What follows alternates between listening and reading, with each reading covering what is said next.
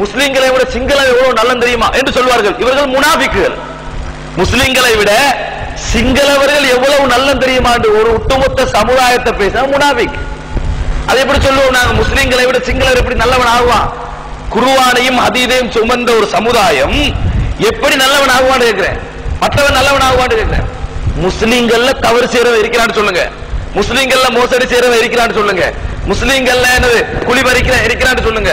முஸ்லிம் சமுதாயத்தை விட சிங்கள சமுதாயம் நல்ல மனுஷன் உள்ளத்துல நிபாக் நயவஞ்சகத்தன்மை இருக்கின்ற அது அடையாளம் சகோதரர்களே. எனவே சில விஷயங்களை நாங்கள் புரிந்து கொள்கின்ற பொழுது ஒரு சிலர் தவறு செய்கிறார்கள், ஒரு கூட்டம் தவறு செய்கிறது என்பது வேறு. ஒரு கொள்கையில் இருக்கின்ற எல்லோருமே தவறு செய்கிறார்கள் என்று விமர்சித்தால் அது அர்த்தம் என்ன தெரியும்? அந்த கொள்கை தவறு என்பது அர்த்தம். இந்து மதத்தில் உள்ள எல்லோருமே கொலை செய்கிறார்கள் என்றால் இந்து மதம் தவறு அர்த்தம். இஸ்லாத்தில் உள்ள எல்லோரும் கொலைகாரர்கள் என்றால் இஸ்லாம் தவறு என்பது அர்த்தம். அது இஸ்லாமிய போதை என்பது அர்த்தமாக போய்விடும். இஸ்லாத்தில் உள்ள 10 பேர் கொலை செய்கிறார்கள் என்றால் கொலை செய்தவருடைய குற்றம். இதை நாங்கள் புரிந்து கொள்ளும். இந்த அடிப்படையில் தான் இந்த சுபு